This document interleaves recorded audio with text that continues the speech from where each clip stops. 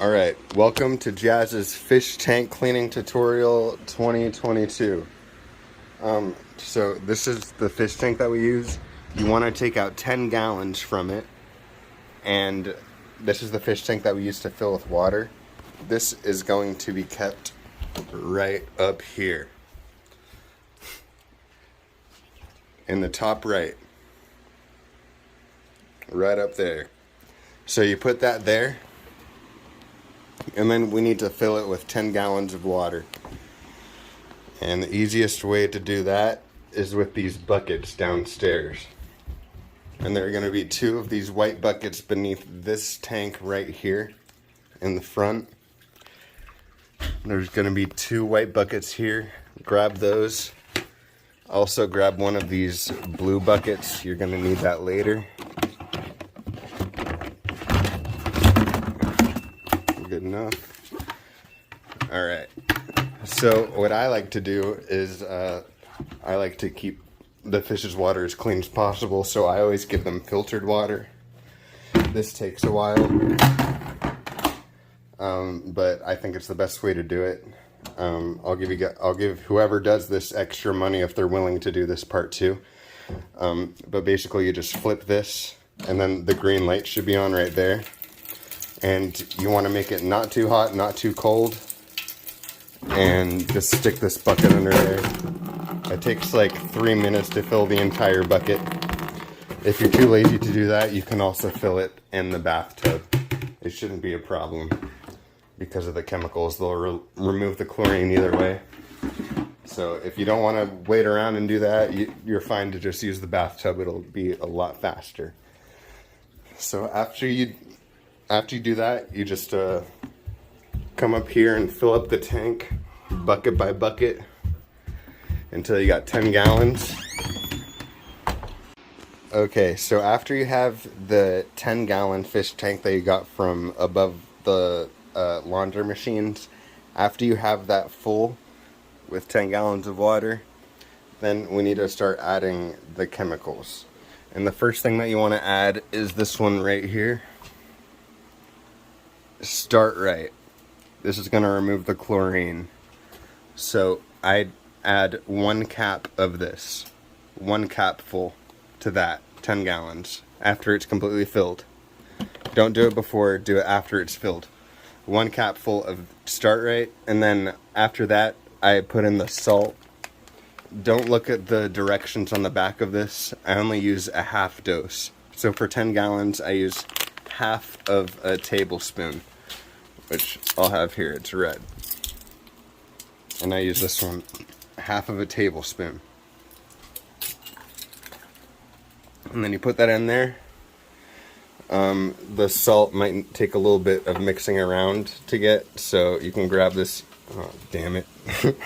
You can grab this yellow thing right here and mix it around.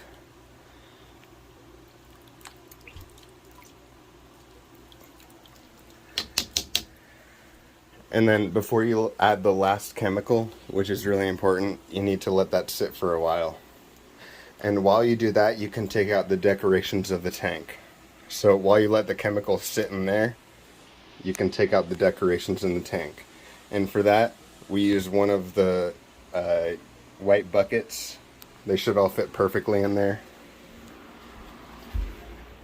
So I fill this bucket with all of their decorations and everything.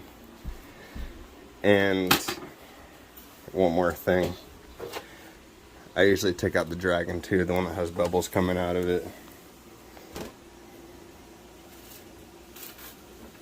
And whenever you're taking out the decorations, it's good to shake them, just because sometimes the snails like to stick on them, but if you shake them, they'll fall off.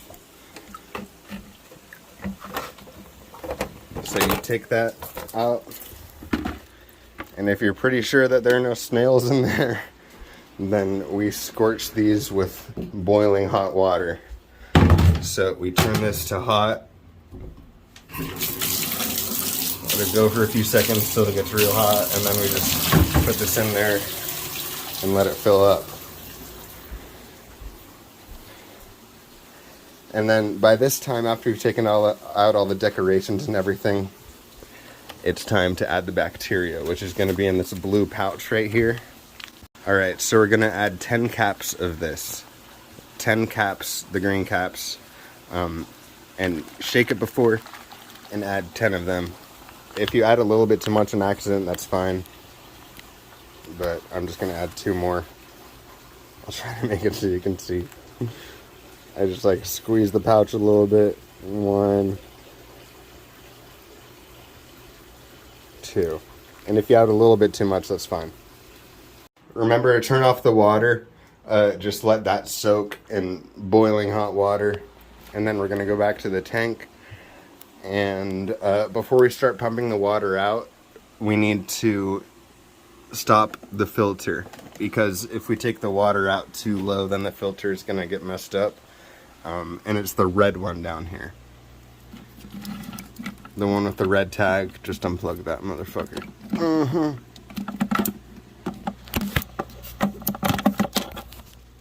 Alright, so after you unplug that, the water should stop coming out from up here. And then we're ready to suck the water out. This is the fun part. This yellow scraper thing, and just give the walls a quick scrape. And all this nastiness will come off. Alright, stop. Now it's time for the most important part of this whole thing, which is sucking up all the nastiness. The easiest way to do this is to put this thing on its side, on the side of the tank, and then you have access to the top. And if you have trouble using this machine right here, Jim has an alternative one downstairs that you can use. But we usually use this one. And this is how we keep it connected, but... So you just gotta stick this bad boy in there and go to the bottom of the tank. Woo! And then with this end, you just wanna squeeze into the white bucket and... See, the water will start to flow after pumping it, and then it should just flow. There we go. Let it go. And then in here, you wanna just like stab it. Make sure no fish, obviously. Yeah, try not to stab any snails. I forgot to mention that. We usually move all the snails to a corner of the tank. And try not to be like Jazz and get all the rocks stuck in the... So you just go around and like stab it a little bit and then lift up. And you'll see all the stuff coming out once you get a good spot. That was a good one. Also, if it gets clogged, this part comes off. And this part down here comes off as well.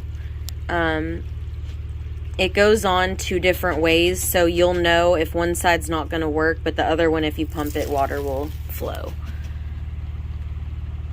Yeah, you got to lift up after you do it a little bit, or else it'll clog. So yeah. I'm like stabbing and lifting. Watch out for... Yeah, I got to move all the snails, but this is how you do it. Oh, and how many of these buckets do they fill? About 4, a little bit less than 4. A little bit less than 4 of these buckets. And then after this is done... It's almost full. Yeah, see, this is about enough right there. Once it gets to that top line, you just lift this one up in the fish tank, and then let it all come out. Try to get it on the bucket, but no, it's fine. And then we just dump that in the bathtub. Before we start sucking all the water out, we usually try to get all the snails out of the way or into the same place. So just take a second to grab all the snails you can see. If you miss one, it's not that big of a deal, but I just like grab all of them and put them in one spot. Gently drop them over there. Yep, and then you can avoid them.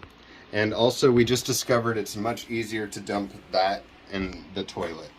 It just goes right down. So just dump that, lift up the toilet seat and dump that in there. Alright, so for the first part of filling it back up, it's easiest just to take this blue bucket that I told you to grab earlier and just shove it in here and grab as much as you can and dump it in. Don't worry, you won't hurt them. You might uproot a couple plants, but that's the easiest way to do it. Once it gets down to this level, you're going to need to like pick it up and dump it in like that. You fill it up to this level, like around 75% full, you can start putting the decorations back. I'm sure you guys know what you're doing. And then the dragon here. So he has this little hole right here that you plug the air pump into.